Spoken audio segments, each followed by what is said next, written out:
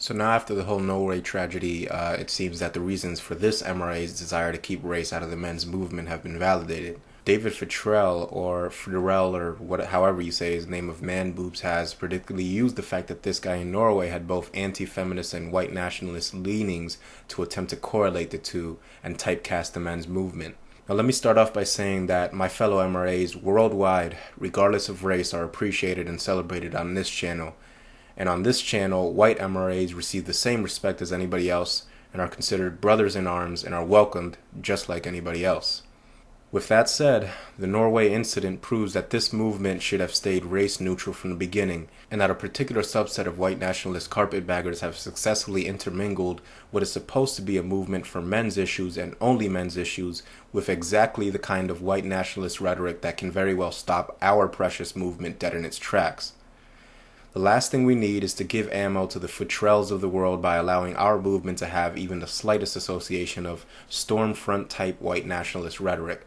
And let me be very clear that this isn't some kind of castigation of anyone who's proud to be white, but instead a clear attempt to remove those that would attempt to dilute our message with white nationalist rhetoric, which can and already is being used against us by our enemies whenever some psychopath decides to go on a murder spree and leaves behind a manifesto that expresses some anti-feminist sentiment with much more of an emphasis on white racial purity. Again, if you're concerned about the purity of your race, that's your business, and I'm not here to tell you how to live your life, but have the decency to keep it out of this movement. Let me once again say that at least in this humble corner of the men's movement, we have no desire to link the men's movement with the hygiene of any race. It is not the job of the men's movement to fight for the interest of a declining European birth rate. It is not the job of the men's movement to express enmity towards those that choose to subscribe to the Muslim religion. That's none of our business, and we're not seeking to push any type of racial agenda or religious agenda on anybody. Our movement is designed to foster brotherhood between men, and is not, and I repeat, is not represented by white separatism or black separatism or any form of racial separatism whatsoever.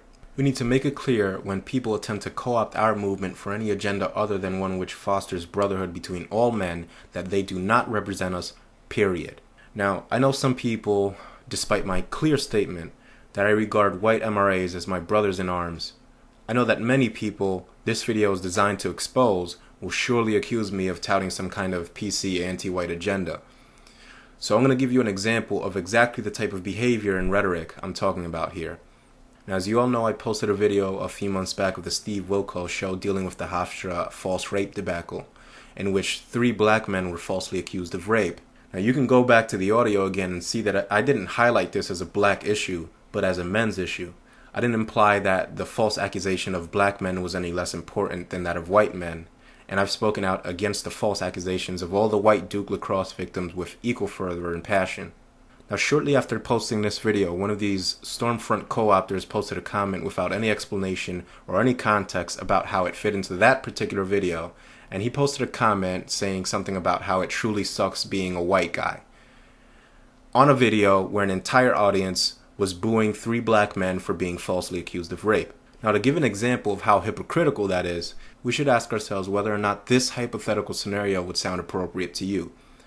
Now, let's say that I post a video talking about the hypocrisy of the false accusation of the 3 white Duke lacrosse players, and one of these black nationalist racists posts a comment on that video stating how it truly sucks to be a black man, on a video talking about 3 white men who were falsely accused of rape. Do you see the hypocrisy in that?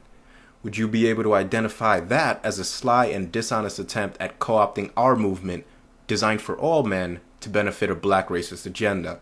If the answer is yes, then explain to me the difference, because I'm having trouble seeing any. Now, I generally don't like weighing in on race since I truly can't understand why it's even relevant, but this had to be said. If we allow our movement to be associated with any kind of racist rhetoric, it will fail, and I assure you it will fail. In my honest opinion, it's time that men left the entire concept of race behind. I mean, if you'll notice, you can get men of all races together drooling like mental retards over a football game or a basketball game, but when it really matters, when men of all races are under attack, then all of a sudden race becomes important again. Now, it's funny how that works.